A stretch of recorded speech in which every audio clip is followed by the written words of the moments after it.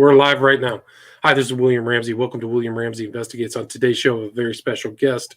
Her name is Yvonne Wakefield, and she's published 2 books about her experiences living in rural Oregon. And there's Babe in the Woods 1, Babe in the Woods Part 2, which will be published October 27th, 2021. The second book is titled Self-Portrait, but it details her existence kind of adapting to living in rural Oregon, but she can talk more about that. So Yvonne, are you there? Yes, I am. Thank you. Awesome. Well, thanks for agreeing to the interview. For people who may not have heard of your book, can you just go through the backstory? I mean, both books will be republished in 2021. Talk about your background and what led you to make that decision to buy 80 acres up in the kind of central eastern forest of Oregon. Well, I was orphaned at an early age. My father died when I was 9, and my mother died when I was 14. And the night she died, I laid in bed wondering, where am I going to be the next day, the next week? I couldn't even fathom thinking about where I'd be in 1 month. And I thought, if I can make it until I'm legal age, I knew I was going to receive a small inheritance. And if I could make it to the legal age, I would take that inheritance. I would buy a case of cold duck, which is sparkling wine, get a cat, buy property in the wilderness, and go up there and write and do art. So literally the day I turned 18, I liquidated some of that inheritance, drove to Oregon, never been to Oregon before. And about all I knew about it was from reading books, old history books, and serendipitously found this 80-acre mountainside just outside of John Day, Oregon. It's got virgin ponderosa pine in a creek. And so I bought the property, not knowing anything about building a log cabin. I had a book on how to build a log cabin. And I was sorry to interrupt, but what year was that you bought the property? 1975, when I was 18. So Oregon was still pretty rural at that time, not as packed as it was maybe today. Well, actually, no, on the contrary, because the lumber mills were busy. Interesting. And there's a lot of forestry, and that forestry practice is pretty much all disseminated. Interesting. So 1975, you bought 80 acres. What happened next? I mean, they're raw acres, right? Nothing's on it? No, it's wilderness. It butts up into the Strawberry Mountain Wilderness. At that point, I didn't even have a vehicle that was capable of driving up there. So I was actually walking most of the time. And I lived in a rat shack of an old miner's cabin while I was planning to build this cabin. And I had a book on how to build a log cabin, which I was referencing, trying to cut my first tree with a bow saw that I bought for 50 cents at a flea market. Okay, I weighed 98 pounds. Anyway, it took me about 2 hours to saw through that first tree. And when it started to finally fall, it fell backwards, nearly creaming me. So eventually I found a man who was willing to work for me named Jim. And he became my mentor and taught me taught me everything, guided me through every step of building the cabin. And we used only hand tools. The only electronic tool we had was a gas-powered chainsaw. Wow. So you really went back rustic. I mean, some people dream about that, going back to the wilderness. I mean, so you built your own log cabin. What happened? I mean, how long did it take you to build it? It started to fall. The first tree, I think it was in April. And that's before global warming, when there was still a lot of snow and we were working in, knee-high snow. And I eventually moved in around October of that year, and then proceeded to stay there until January, until I got cabin fever. So, I mean, to get up there, the last 3 miles you need 4-wheel drive. You need a good 4-wheel drive. And at that point, I didn't have a good 4-wheel drive. So there was a lot of pushing wheelbarrows up the mountain with supplies and everything in it. Right. So there's no road, I assume. No, there is a road. No, there is a road. It's just not that great. The last 3 miles are very weather dependent. So in the winter, when I wintered it up there, literally I backpacked. Well, I put my skis on, my old cross-country skis, and I skied down about a mile, and I ditched him in the woods, and then I hiked over a mountainside and then got to my truck, hoped the block hadn't frozen, chained it up, drove it to the county road, unchained it, got groceries, and you had to be packing back up by 4 o'clock that afternoon because the draws get dark by then. Right. Wow, it's incredible. So you're in 1975. You're roughing it solo. What kind of other? I mean, you have to heat it yourself? Did you get a iron stove up there yourself as well? Yeah, actually, I had a custom built stove, a Frontier stove, which I'm still using today. In fact, I still go to the cabin. I was there last week putting gravel around the perimeter. But the stove is actually, it can function as a cook stove and a fireplace. But in order to get the heat, you've got to fall the tree. You got to buck the tree up. You got to split it up. So, I mean, you get warm just trying to get warm. Right. And do you, when you first moved there, were you living at that cabin exclusively in 1975? I lived there until the snow melted off. And then I moved up in a little pup tent below the cabin building site. So, I mean, it was really primitive living. You got up in the morning at sunrise, you built a little fire, ate whatever I ate. And then, I was up at the building site by 8 a.m. in the morning, worked till 4 or 5. And, there's no running water or electricity. You get your water from the creek and heat it from there. And, I had flashlights. Right. And you go down when the sun goes down, there's nothing to do. So you rise at sunrise and sundown. What was it like kind of coming from civilization to going to no civilization? I think I was still in pretty much a lot of shock from what I'd gone through in the last 4 years in the foster care system. And I was so driven to create this home that I kind of shrugged off the idiosyncrasies of like living big with so little. Before I got my own chainsaw, I was cutting all my wood for fire with that bow saw, which was just a big problem. So just learning to keep myself warm and fed and clean was a full-time job. It's unlike when I'm building a beautiful new studio home right now. And so, for instance, I was at the cabin last weekend. I spent 4 days up there hauling gravel and stuff. And, I'm using the same tools I used when I was 18, same kerosene lamps, 2 new buckets, but I'm still getting the water from the same source. And it takes, and there's no phone connection or anything up there. So it takes a day for me to kind of like deprogram from, all that twitchy stuff you have punching buttons on keyboards and phones and that immediate gratification.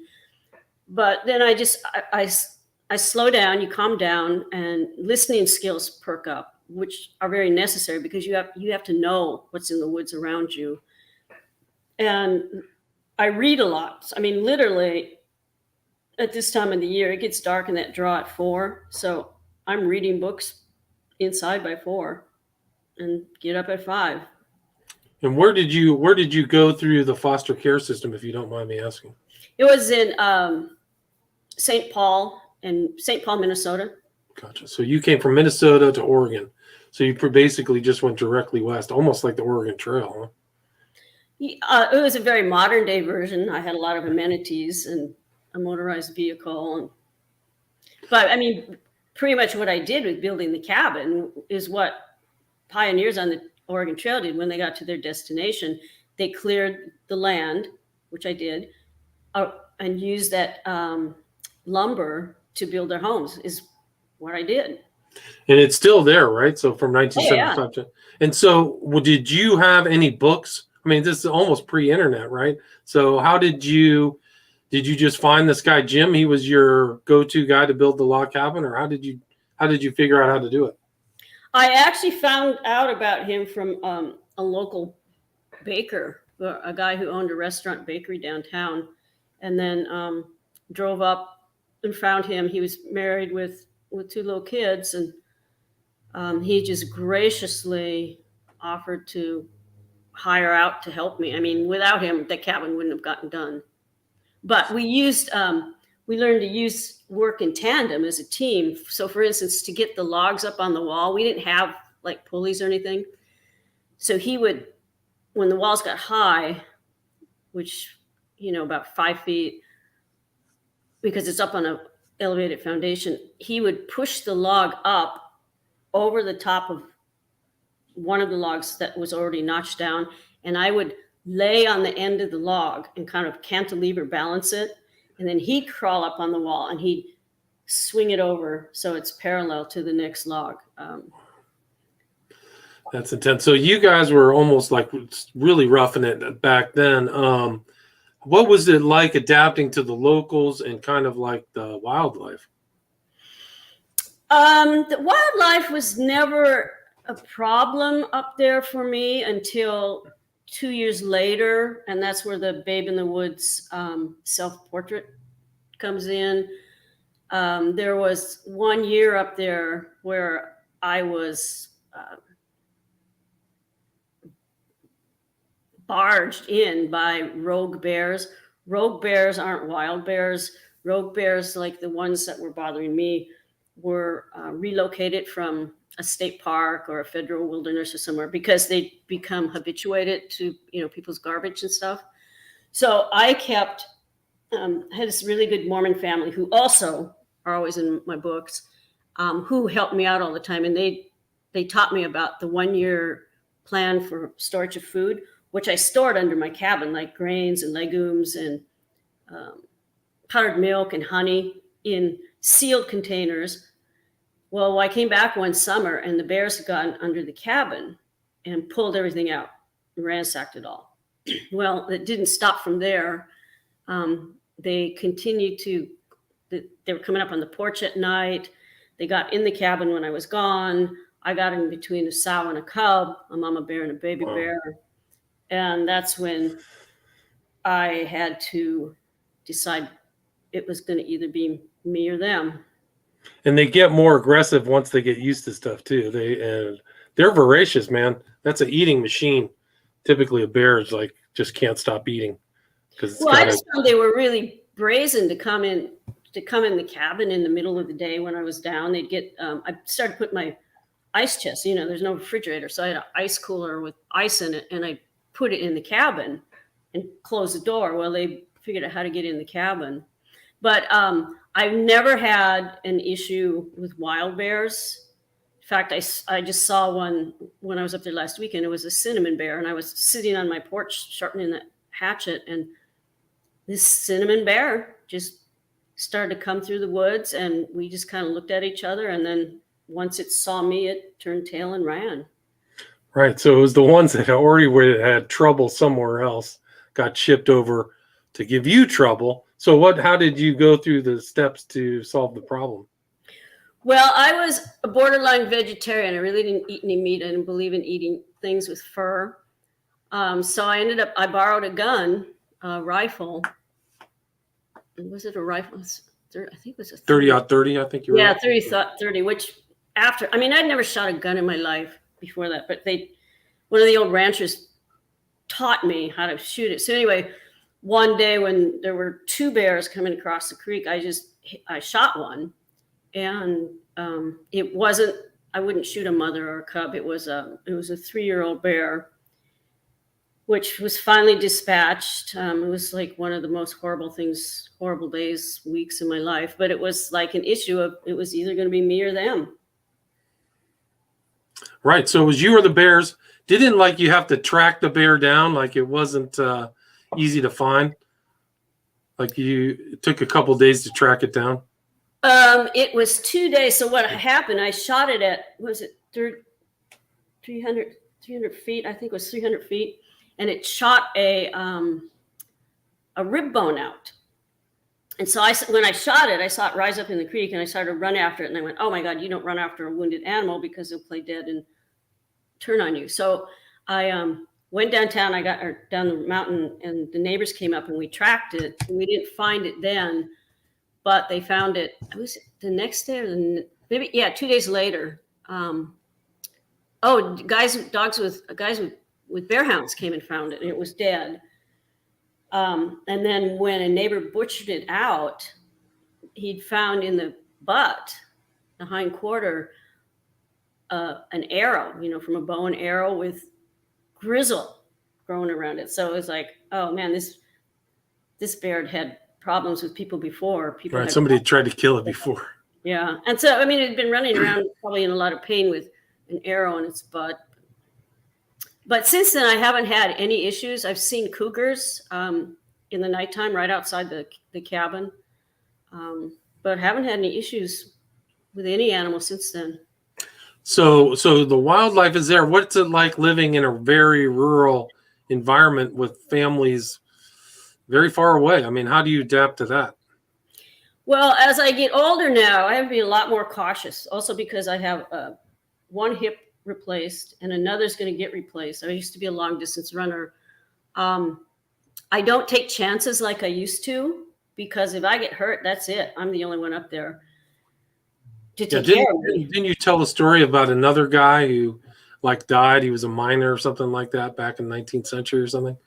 Oh yeah, he was actually, the story that I heard. He was an old miner, mining the tailings outside of Sumter, and the story I heard was that they found him in the spring dead, slumped near a tree, that he was probably coming out to get some supplies for winter, and just his heart gave out. Heart gave out or something. Yeah. Are they still finding gold up in that area? I don't think so. There is active camps and claims. I can't say for sure. But how did you adapt living till you said you found a Mormon family that was helpful? I mean, did you find the people to be friendly and helpful, or did you find them to be like they didn't want you on their property? They didn't like outsiders? To the contrary, with a rare exception, all the people who I've met in John Day have been extremely helpful and caring and nurturing. And they were the ones that taught me how to retrust people. So for instance, there's a couple in there who I dedicate the book to, Dell and Annabelle Tayton. They were an older couple. They went through the Depression. He raised kids on earning $1 a day driving fence posts, and maybe he got a baking powder biscuit if he was lucky. And those people who had very little to give were always so giving to me and so helpful to me. I think they saw this kind of wafy little girl who was doing the kind of work that they didn't have any choice not to do. So for instance, Annabelle actually did live up as a child up in the same area where I eventually built my cabin during a time, when there was no electricity. You heated by your wood you caught. Right. I mean, did you find yourself adapt? Did you have to bring all of your food stores in, or were you the type who kind of adapted to kind of seeing, what else you could find in that area to eat? Or was it all brought in? No, basically, I wasn't a hunter, and I won't fish the creek. I actually hand feed the trout. So no, basically everything was brought in on my back. Sometimes I'd eat rose hips. Actually, I use the rose hips a lot, but no, everything was brought in on my back, or later when I got a truck in the truck. But I was thinking about this the other day when I was up at the cabin. I had those pre-bagged salads you can buy. Mm-hmm. Well, you've got a plastic wrap that has the lettuce, and then you've got a plastic wrap that holds the condiments, and a plastic wrap that holds the dressing. And you got all this plastic for one salad. And when I lived up there alone, I realized I never really generated garbage, except maybe a couple cans if I ate green beans, because I hand ground all my breads and cereals with wheat and bulgur until the very. And so I learned to adapt, eating very simply but very well. Interesting. Did you just wing it, or did you have a recipe book or anything, or no? I just So you just adapted over time. That's interesting. And how did that progress? I mean, how long did you literally stay at this? I mean, the cabin's still there. How long were you actively in that rural environment? Well, I still am. So Sure. I left that January because it was just getting to be too much cabin fever. You have to realize it was by then I turned 19. I'm living in the wilderness totally alone.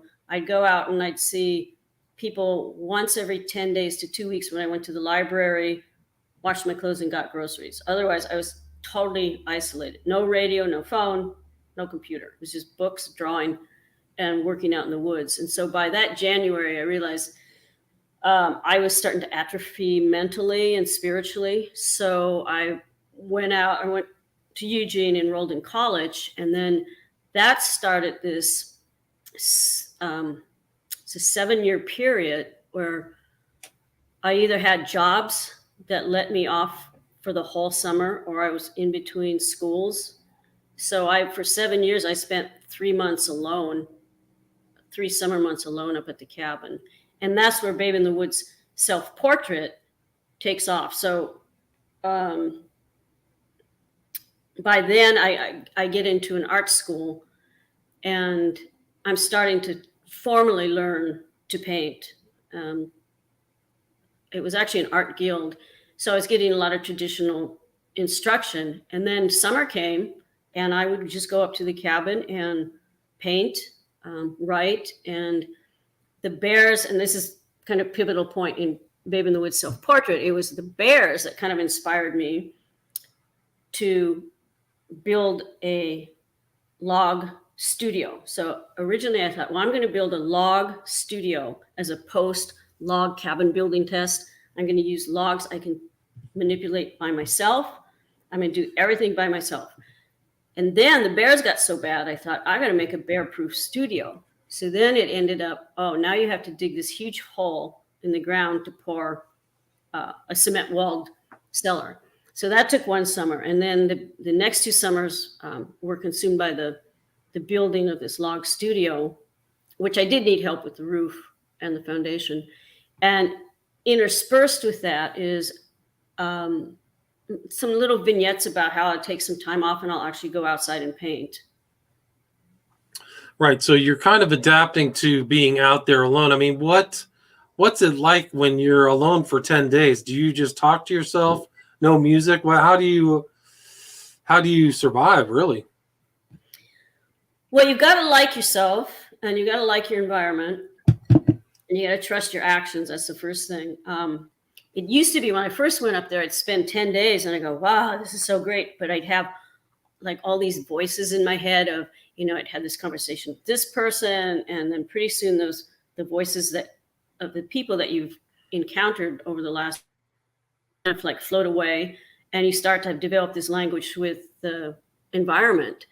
I think about the second year or third year, I did get a little dog, and I've always had little dogs up there, so they help. But I'm pretty content with the discipline I have, and I think that's one reason I can be up there the way I am. So I am very disciplined. I get up the same time every morning, dress in clean clothes, read or write in the morning, and then at sunrise, when the sun's up, then I'll change into work clothes and I'll work in the woods and then take a break. And then, by late afternoon, change back into clean clothes and read or write. Interesting. And do you find that you miss comforts? What comforts do you miss while you're up there, food wise or other things you take for granted? The only thing I miss is a vacuum cleaner. Interesting. Because we built the floors, so there's like cracks, which you need to be. But I'm really a cleanliness person, and I sweep and I wash the floors with bleach and everything all the time. But I really do miss the vacuum cleaner. I mean, everything else I can carry up on my back, and this is such an oxymoron. Is I have a robot vacuum cleaner for my new home. And I thought, wow, this really works good here. And I thought, well, I'm going to take it to the cabin. And then I thought, ooh, that would be such a violation. And then I thought, if that robot saw that floor, I would probably like jump over the porch and commit suicide, because it's got 40 years. I mean, it's really clean, but there's 40 years of dust up there. Right. So how long, I mean, you say you have a separate house now. What point did you say, I've had enough with this super rural existence? I'm going to start breaking it up. I mean, you said you went to Eugene, enrolled in art class. Like, how did your relationship with the wilderness develop over time? It's pretty much the same. I mean, I'm the same there now as I was when I was 18. I thought maybe when I was 18, I thought I'd live there year round, but that's not a reality to maintain sanity. So one of the reasons I am in the Dalles, Oregon now is I moved from Port Townsend, Washington, which was like 10, 12 hours from the cabin. And I moved to the Dalles, Oregon, so I could be 200 miles away as opposed to 500. So I go there at least twice a month now, for 3-4 days at a time. Is it still not electric, no electricity? Still Nothing, not a thing has no changed. amenities. Wow. It is Still the same cabin as I built in 1975. Wow, amazing. So no fires, nothing's burned it down or anything like that, huh? Well, in 2015, which is really interesting, I was going up that day in, I think it was August, to edit Babe in the Woods, Building a Life One Log at a Time. I had the manuscript and I saw this big plume of smoke near John Day. Anyway, turned out there was a huge forest fire barreling down Canyon Creek. And I went up to the cabin. You could see smoke all over. And I knelt by the creek, and these huge burning mosses all of a sudden started to fall down all around me, and embers. So I immediately left, and on the way met some forest firefighters coming up. And so they flagged the cabin and put pumps on it. They put 3 pumps on it, which saved the cabin from being burned down. The fire actually came up to the property line. Wow. So it was so serendipitous that I was actually up there that day, coming down, met the forest firefighters. So I was lucky. And do you, when you're up there, I mean, what are the benefits of living up there? Or what does it feel like when you come back into civilization? When I'm up there, by the second day, you start to harden up. I mean, I'm very active. I'm still very athletic. But your body starts to harden up because you're hauling water, you're splitting wood. If I'm working in the woods, I burn a lot of brush, pile a lot of brush, because I maintain the health of the forest. And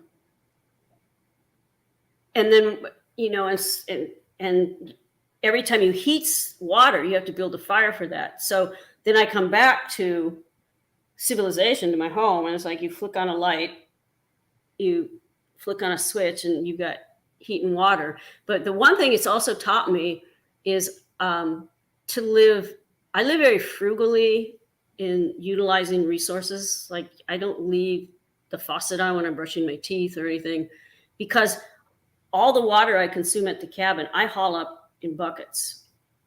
And so that's how I think, like, if it takes 4 minutes to heat up water from the water faucet in your house, you go, wow, that's like 20 buckets of water just down the drain.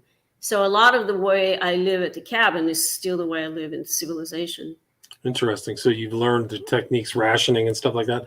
And how, what would you do if somebody had this dream of going to a very rural place and building a log cabin? What advice would you give them? Do your homework first. Have a support system. Have enough money to put in a good road. That's like a number one thing. And just persevere. Be prepared to persevere, probably. Yeah, I mean, there were many days like I was so physically tired when I was building that it was just like so hard to say, oh, I can't get up there again. But you just you just you build your life one log at a time. I go, okay, well, like when I was doing the studio by myself, I went, okay, my goal is to get 4 logs up today. That's my goal. And once I've got those 4 logs up, I don't have to do anything else. Well, some days it would take me all day to get those 4 logs. And it's that same principle. When I was writing my doctoral dissertation, I go, oh, I don't want to be inside in this office writing and researching. I want to be outside. But you have to get X amount of pages written today. And then you can go on to the next step. And I would like physically make myself not leave the office until I got X amount of pages done. And that was a discipline that I believe I established when I was building the cabin. Gotcha. So you learned discipline, learned things from the experience that you apply to other aspects of your life. Would you agree with that? Oh, yes, definitely. And so, I mean, you've had this 45 years, you've had this experience up there. What's it? I mean, rewarding? Do you enjoy? Do you want to get rid of it? What's your kind of overall broad angle view of your experience building your own home in the rural part of Oregon? Well, it's not going anywhere, and I'm not selling it. It's going to stay that way forever. So you will What I would hope to do is, after I'm gone, and I'm pretty ornery, so it might be a while before I'm gone, is to have that log cabin taken apart and reconstruct it on the grounds of a library where people can actually go in and read in a rural structure and experience what it would be like. Interesting. Yeah.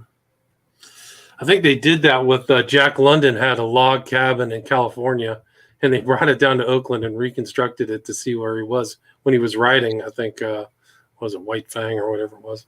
I think it was in Sacramento. Well, I'm pretty sure I saw it in Oakland last year, so maybe it was a different one or something separate. But I think that there was the whole intent was to show like this is how people used to live in log cabins back in the day. But maybe not. And you said this book, the second part, Self-Portrait, is out October 27th, correct? October 26th, yeah. And there's you can pre-order it now on Amazon, but it's actually going to be available wherever books are sold. Gotcha. And the first one is republished this year too, right? 2021. The Building a Life One Log at a Time. Correct. And so they could get it when they also, if people want to reach out to you, you have a website, correct? Yeah, it's, www.YvonneWakefield.com. And it's actually it's up now, but there's going to be a whole new website also featuring my art. Gotcha. And what style of art do you, I mean, I saw some landscapes in the book. Is that what your kind of main style is? In my painting styles, yes, that's what I prefer. And that's also one of the reasons I go to John Day is because I love painting the valley down there. And I'm a visceral painter. If I don't feel it, I don't paint it. And I really feel the geological formations in the John Day Valley area. But when I taught art in Kuwait in the Middle East for 6 years, I was a university professor there.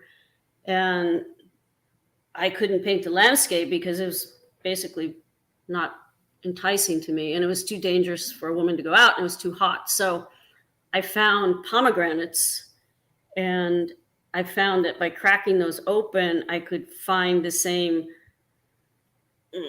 inspiration that I found in the geological faults and mesas of the John Day Valley. So for 6 years, I painted pomegranates in Kuwait and had actually 3 major exhibitions on that. So my website also shows some of those pomegranate works. Oh, interesting. Interesting. So you went from the high mountain to the dry, hot weather of Kuwait. That's quite a geological change. And is there anything you'd like to add before we wrap it up? Oh, no, I just appreciate you allowing me on my show, and I hope people enjoy the books. And if anybody wants to contact me, you can contact me through my website. Right, and it's Yvonne Pepin, like Jacques Pepin, Pepin, Wakefield. I'll put it in the show notes, so it'll be there. Your website, if people want to reach out to you, they can contact you. If they have anybody wants any questions to go build their own log cabin and their experiences, you're probably, I mean, if you have 45 years of experience, you could probably be a consultant. Get paid. I could, but I need somebody to do the heavy lifting now.